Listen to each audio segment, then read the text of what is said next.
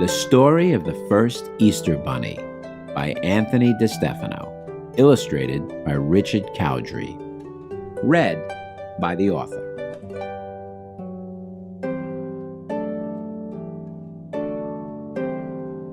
A long time ago, over 2,000 years, there lived a small bunny with very large ears. He lived with his mother on top of a hill. She stayed in her bed because she was ill. Now during that time, there walked in the land a man who could heal with a touch of his hand. How strange, thought the bunny. How wondrous and odd. A man who could heal? He must be from God. So kissing his mother, he hopped out the door to search for the man in hope of a cure.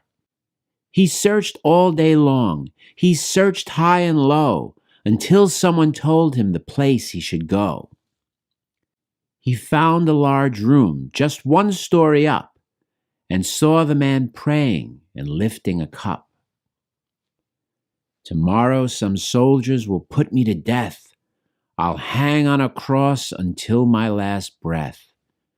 I'll lie in a tomb for 3 days, and then, before the sun rises, I'll rise up again.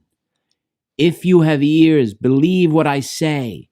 Believe that I'll rise on that first Easter day. The bunny was listening, his ears opened wide.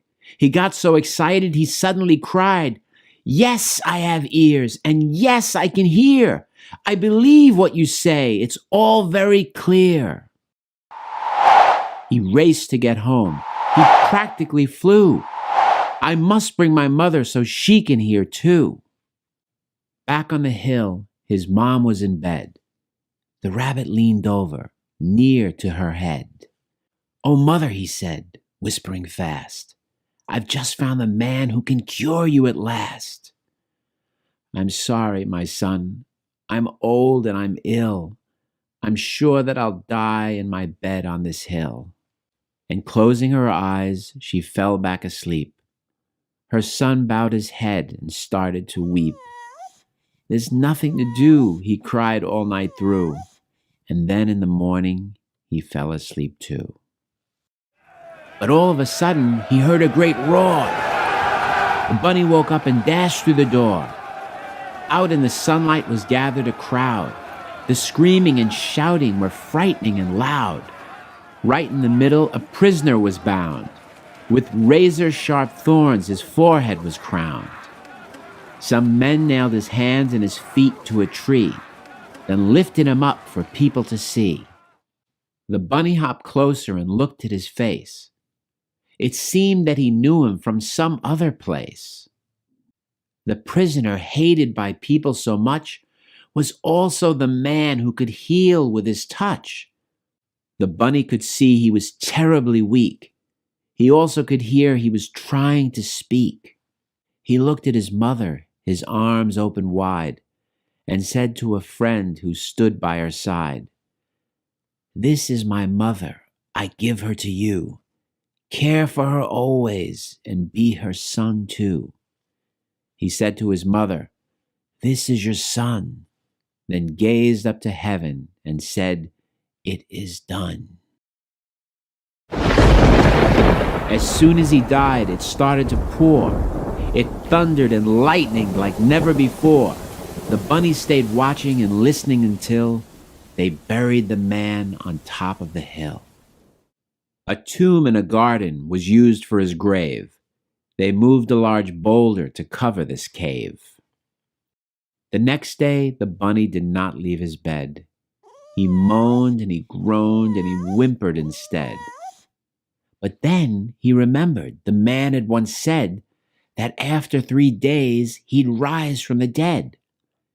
Just at that moment he thought of a plan. Maybe he'd carry his mom to the man. Holding her tightly, he left their small room and hopped out the doorway to find the man's tomb.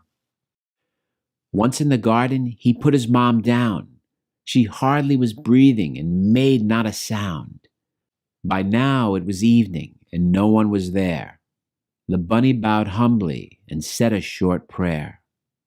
"Oh, man in the tomb, please won't you be kind? You helped your dear mother, now won't you help mine?" Seconds and minutes and hours went past.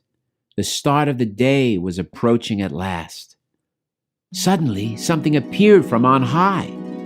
It came down to earth from out of the sky. An angel of God, an angel of light, an angel descended and lit up the night. The angel reached forward and touched with his hand the stone that was blocking the tomb of the man. The stone rolled away. The tomb opened wide. A powerful earthquake shook the hillside. But then something happened astounding to see. Out walked the man who had died on the tree. The bunny was frightened and let out a sound. The man heard it once and looked toward the ground. Seeing the two, he walked over where the bunny was tending his mother with care. He looked at the mother and bent down to her. He picked her up gently and petted her fur. Laying her back, the man turned to go. The sun was just rising. His face was aglow. The bunny turned round, and to his surprise, his mother had risen and opened her eyes. His mom was awake. His mom was awake. His heart was so happy he thought it would break. The man who had healed her was walking away. The two watched together and knelt down to pray. And so, ever after, the bunny would say, the man saved his mother that first Easter day. He started to tell everyone that he knew the man had the power to save their lives too. And many were saved because they believed the life-changing news that they had received. Because of his passionate faith in the man, the fame of the bunny spread through the land. That's why we've remembered for 2,000 years this small Easter bunny with very large ears.